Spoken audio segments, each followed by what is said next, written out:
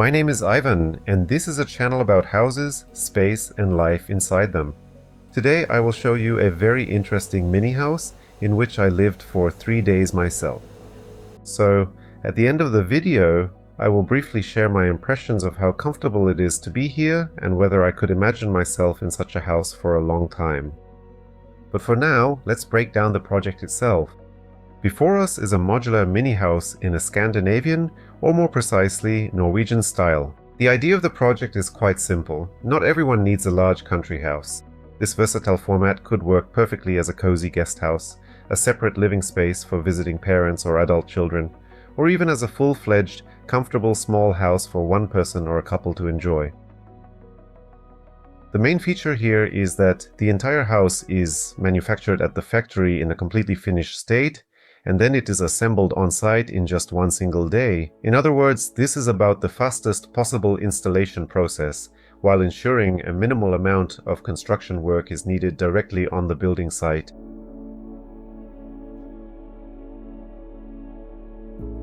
The size of the house is approximately 8 by 5 meters, and the area is only 31 square meters. But inside, you will find a separate bedroom on the ground floor, plus another cozy bedroom tucked away on the mezzanine, along with a kitchen living room and a full bathroom. And this is where the most interesting part truly begins. Despite the rather modest total area, the house doesn't feel cramped at all. Large windows, an open main volume, and the mezzanine level all work together to visually expand the space and create a wonderful sense of airiness. From the outside, the house looks very modern. It consists of 2 distinct volumes that are offset from each other, so the resulting facade appears quite unusual. It combines clean, simple geometry with rich dark wood, sleek graphite surfaces, and large expansive windows. The style is distinctly Scandinavian, with a strong Norwegian character. The dark facade works well specifically in this kind of setting. The house looks austere, but thanks to the natural wood, it doesn't feel cold. And in the evening, when the lights are turned on inside, the whole space becomes completely different, feeling much warmer and cozier.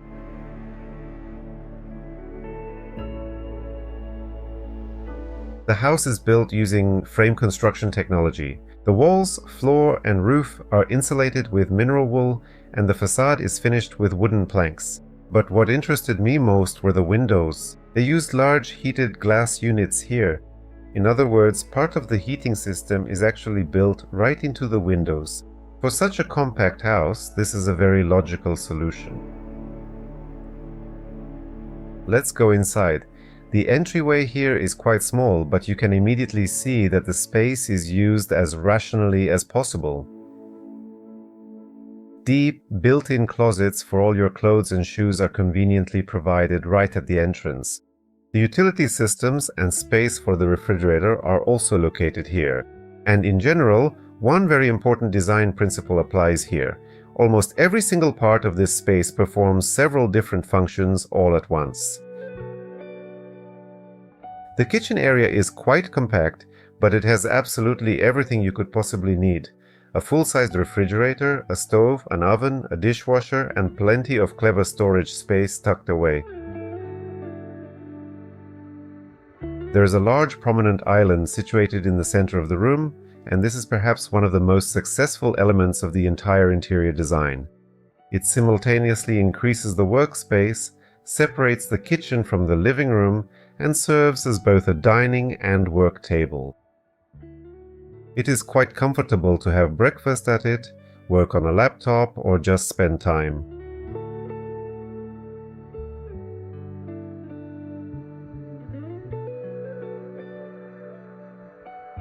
Nearby is the living room with a sofa and a TV, but the sofa here is also multifunctional. If necessary, it turns into 2 additional sleeping places. As a result, the house can accommodate up to 6 people. Of course, 6 people living permanently in 31 square meters is an extreme scenario, but as a guest house or a summer cottage, this is a very practical option. The main character of this interior is, after all, the windows. In a compact house, it is the glazing that has a particularly strong impact on the perception of space. Thanks to the large windows, there is plenty of light inside, and the boundary between the interior and the outdoors is practically erased. And when you sit in the living room and look outside, it seems as if the house continues further. The mezzanine also plays an important role. It not only adds a sleeping area, but also creates a double height space, thanks to which the kitchen living room seems taller and more spacious. The bathroom is also made as compact as possible. It comes fully equipped with a shower, a toilet, a sink, and all the necessary storage space you might need. At the same time, the vast majority of the finishing work and equipment is pre-installed right at the factory, which means that only the final assembly remains to be completed on site. For a modular format, this is very convenient. On the ground floor, you will find a small, isolated bedroom. There is just enough space here for a bed and some storage, and a large window once again visually expands the room, making it feel quite comfortable. And here too, heating via heated glass is used again. For a space like this, it is truly more convenient than taking up wall space with a traditional heating radiator. And now let's head upstairs.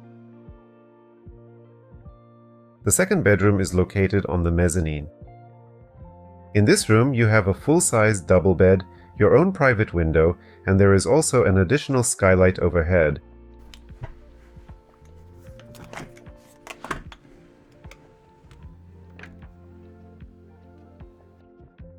At its absolute highest point, the ceiling height is just over 2 meters, so you can very easily stand up straight in this space.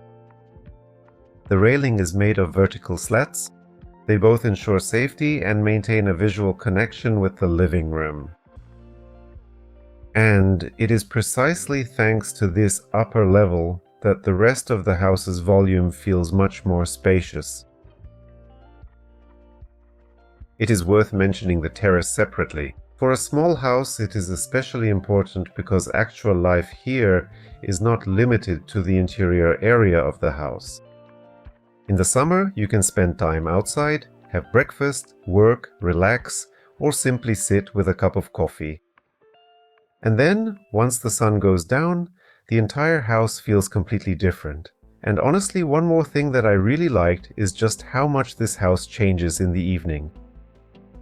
During the day, it is strict and minimalist.